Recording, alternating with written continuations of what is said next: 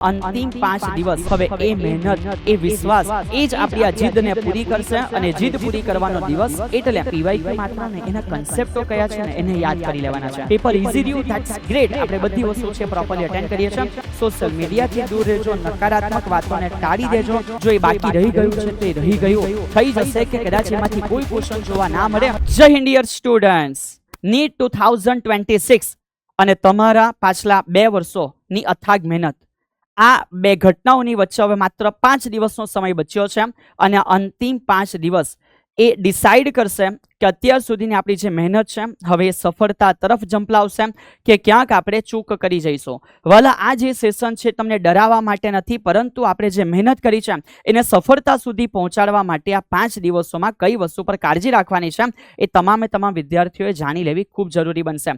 કારણ કે આ 2 વર્ષની મહેનત છે, હવે એ મહેનત એ વિશ્વાસ એ જ આપણી આ જીદને પૂરી કરશે અને જીદ પૂરી કરવાનો દિવસ એટલે NEET 2026 3rd May on Sunday. અને આ દિવસ આવવા પહેલાના 5 દિવસમાં કઈ કાળજી રાખવાની છે point by point sir idea આપી દે છે.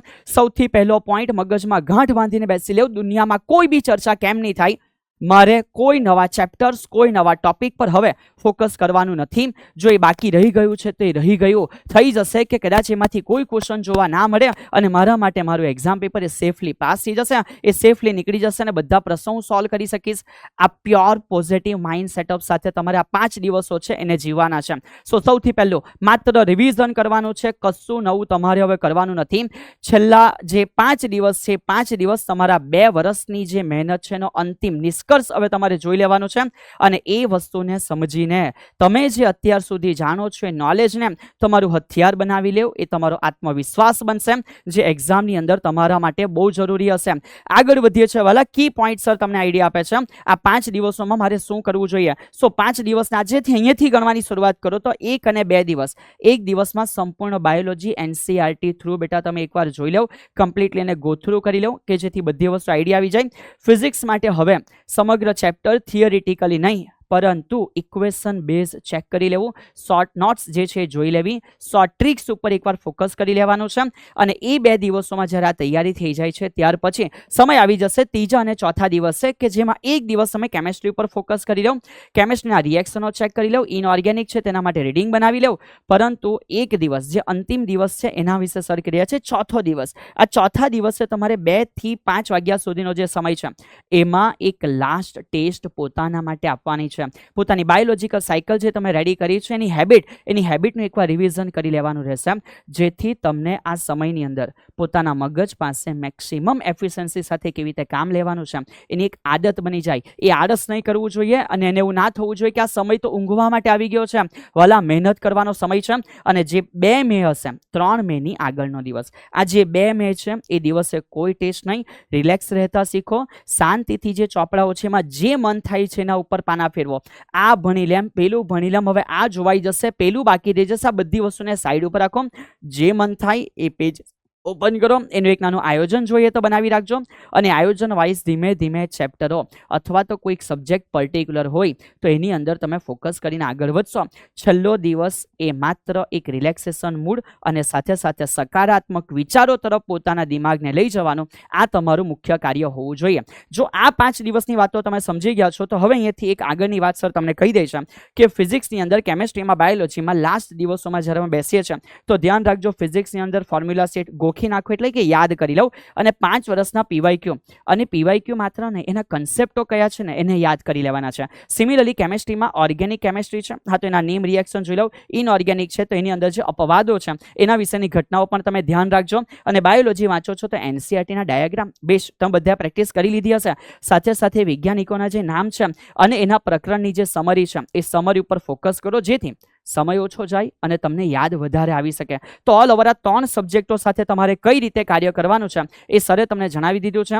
મોસ્ટ ઇમ્પોર્ટન્ટ થિંગ્સ, તમે એક સાયકલ સેટ કરી હશે આ એક્ઝામ દિવસ પહેલા, એ સાયકલ બિલકુલ પણ ડિસ્ટર્બ ના થવી જોઈએ, એના ઉપર થોડી કાળજી રાખજો, એ જરૂરી વસ્તુ છે.